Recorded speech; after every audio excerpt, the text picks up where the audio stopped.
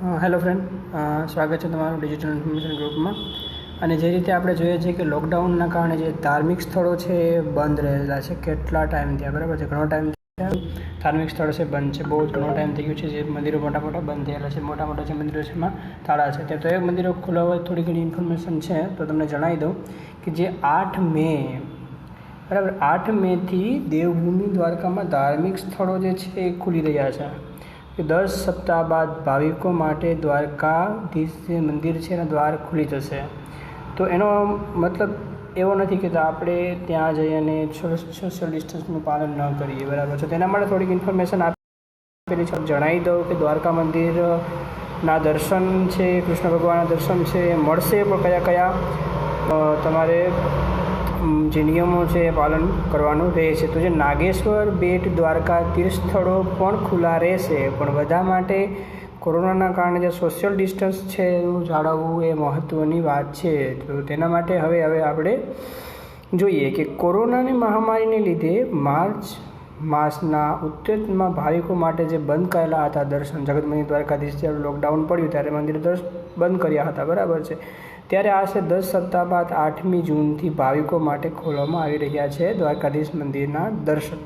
તો દેવભૂમિ દ્વારકાના જે જિલ્લા કલેક્ટર છે તેના દ્વારા જે લોકડાઉન 5 એટલે કે અનલોક 1.0માં પ્રસિદ્ધ થયેલી છે જાહેરાત અનુસાર આગામી 8 મે જૂન સુધી જિલ્લામાં તમામ પ્રકારના ધાર્મિક સ્થળો ખુલ્લા રાખી શકાશે, પરંતુ ધાર્મિક સ્થળોને સોશિયલ ડિસ્ટન્સની તકેદારી રાખવા માટે કોઈપણ પ્રકારના સંમેલન કે મેળાવડાની છૂટ મળતેલી નથી. એટલે કે કોઈ બી જગ્યાએ તમારે અહીંયા ભેગું થવાનું છે નહીં, 4 થી 5 લોકોએ કોઈ બી જગ્યાએ ગૂંચવડ થવાનું છે નહીં, મીન્સ કે કોઈ જગ્યાએ ગ્રુપ બનાવવાનું છે નહીં. આથી પૂરતી તકેદારી રાખીને ભાવિકોને યાત્રાધામ દ્વારકા, દ્વારકાધીશ જગત મંદિર તેમજ દ્વારકા જ્યોતિર્લિંગ નાગેશ્વર મહાદેવ તેમજ બેટ દ્વારકાધીશ મંદિર અને જે નાના મોટા ધાર્મિક સ્થળો છે તેમાં લાભ લઈ શકશે મંદિરનો, પણ તેમાં લોકોએ સોશિયલ ડિસ્ટન્સ જાળવવાનું રહેશે.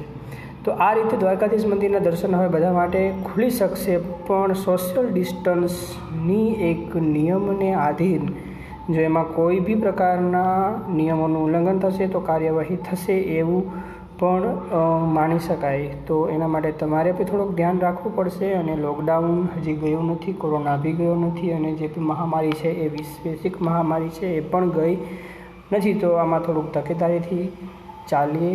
Take care, stay home, stay safe. Possible હોય તો ઘરે રહો, ઘરેથી જ કામ કરો. અને દ્વારકાધીશ મંદિરે જવાનું થાય તો તમારે થોડા ઘણા નિયમનું પાલન કરીને જવું પડશે. આથી જે દ્વારકાધીશ, નાગેશ્વર મંદિર, ગોપી તલાવ અને જે નાના મોટા મંદિરો છે, જે બેટ દ્વારકા છે, તો બધા મંદિરના દર્શન તો ખોલી દેવામાં આવેલા છે, પણ થોડી ઘણી તકેદારી રાખવી પડશે. તો એટલી નમ્ર વિનંતી સાથે હું તમને જણાવી દઉં કે થોડા ઘણા સપ્તાહો બાદ મંદિર ખુલી શકે, તો આપણે પણ થોડી તકેદારી રાખીએ અને થોડું દેશને બી સપોર્ટ કરીએ. તો જય દ્વારકાધીશ, ટેક કેર.